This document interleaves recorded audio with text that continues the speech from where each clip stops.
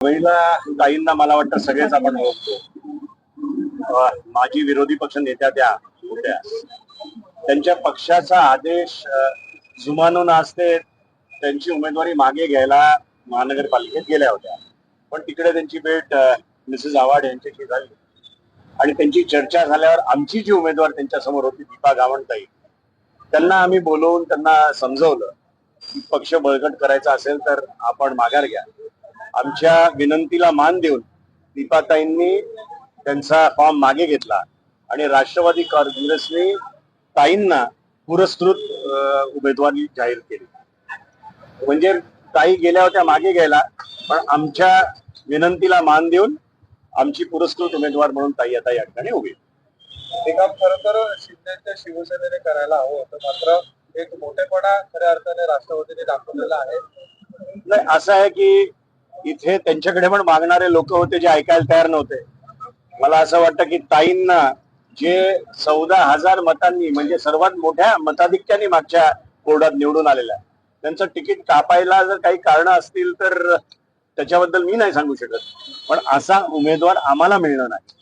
आणि आम्ही असा विचार केला की ताई किंवा मुकुंद केणीशेठ बद्दल कोणीही सांगेल की खऱ्या अर्थाने कळव्यामध्ये जर राष्ट्रवादीचा पाठीचा मणका कोणी होता तर ते मुकुंद शेठ होते. त्यामुळे जेव्हा त्या आमच्याबरोबर यायला तयार झाल्या किंवा आम्ही त्यांना मागणी केली की तुम्ही आमच्याबरोबर या आणि त्या तयार झाल्या, तर ह्याच्यापेक्षा सुखाची घटना आमच्यासाठी होऊ शकत नाही.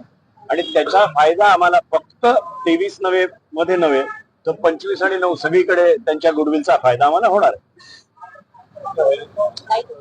खरं म्हणजे मी सकाळी माघार घ्यायला गेलेली. पक्षाने आम्हाला सांगितलं मला मागे घ्या म्हणून मी मागेच घ्यायला गेलेली. पण ऋताताई आणि मनोज प्रधान साहेबांनी मला सांगितलं का ह्या दीपा गावंड तुमच्यासाठी माघार घेतात, तर ताई तुम्ही विचार करा. आणि मी खरंच विचार केला, कारण मुकुंद केणी साहेबांनी, स्वर्गीय मुकुंद केणी साहेबांनी जी कामं केलेली होती आणि त्यांना न्याय कुठेतरी द्यायला पाहिजे म्हणून मी माघार न घेता त्यांना पाठिंबा दिलेला. मोठ्या मताधिक्याने तुम्ही निवडून आलेला होता. खरं तर शिवसेनेनं हा विचार करायला पाहिजे होता, तुम्हाला उमेदवारी द्यायला हवी होती, मात्र त्यांनी तुमची उमेदवारी नाकारली.